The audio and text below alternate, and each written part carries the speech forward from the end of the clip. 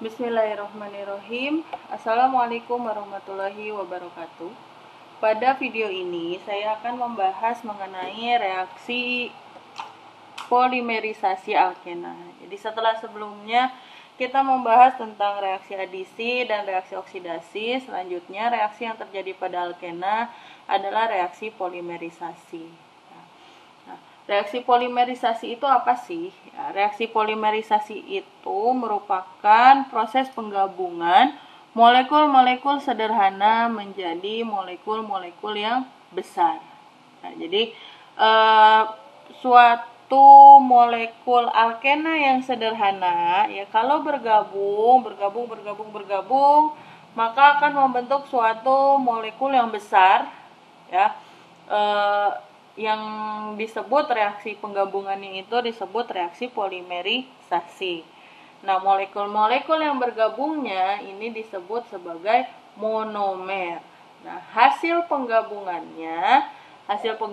dari monomer-monomer ini disebut sebagai polimer.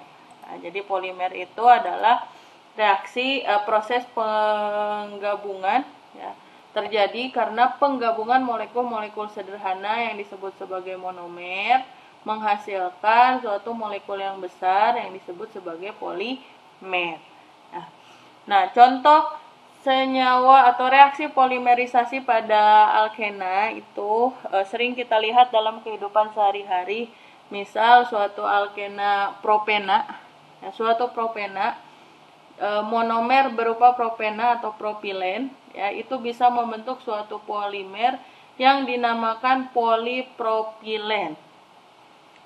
Nah, polipropilen ini merupakan bahan pembungkus makanan atau plastik yang sering kita temukan dalam pembungkus makanan atau minuman. Ya, jadi kalau kalian mau tahu polipropilen itu seperti apa, ya, digunakan dalam apa, bisa kalian lihat bungkus atau cangkang dari air mineral, ya. Kalau misalnya di situ ada lambang segitiga, ya, bentuk segitiganya, kemudian ada tulisan PP, maka si plastik itu menggunakan bahan polipropilen, ya.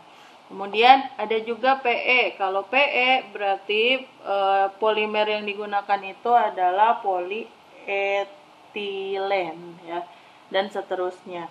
Nah, intinya polimer itu terbentuk jika ada gabungan dari monomer-monomer menghasilkan suatu molekul yang berukuran besar.